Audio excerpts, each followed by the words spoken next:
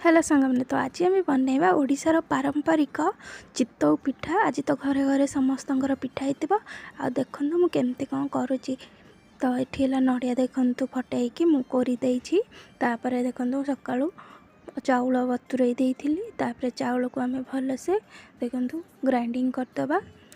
मु देखु ये नड़िया कोरा पकईक ग्राइंडिंग कर चाहिए सेमती खाली भी पकई पारे। गोल सारापर देखो एमती गोटे बैटर तैयारी हो बैटर रे आम पकईबा। देखो आप चाहिए कदली गुड़ आउ गुजराती आउ भलसे पकईकी आदि गोलमरीच गुंड थी भलसे पकईकी चकटी देलापर एपटे पूरपाई देखो नड़िया सेमती पकईकी चकटी देवे भलसे। आपन चाहिए छेना भी पकई पारे। तापर देखो आम कड़ई रे अल्प घी नहीं कि चितौ पिठा को एमती रखिकी आस्ते आस्ते लो फ्लेम रे आम देखो ता ऊपर पूरा अल्प अल्प करके पूरा दे देकी ताकू आम एबे घोरई दबा आ सिझापी आस्ते आस्ते ता ऊपर पानी देथिबा। देखंतु आमर एपटे पानी दे सारा पर टिके समय सिझी सारापर आमर चितौ पिठा एबे रेडी हो जाए। ताकू आम आस्ते आस्ते पिठा काटिका साहाय्य भलसे कदली पत्र रे परसी दबा। तापर आम चितौ पिठा एबे रेडी हो जाए।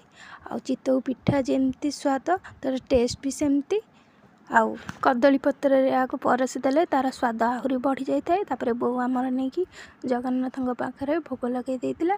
तो मो चितौ पिठा रेसिपी जदि भल लगी ताले मोटे गोटे लाइक करंतु आ शेयर करंतु आ मते फॉलो करंतु। जय जगन्नाथ।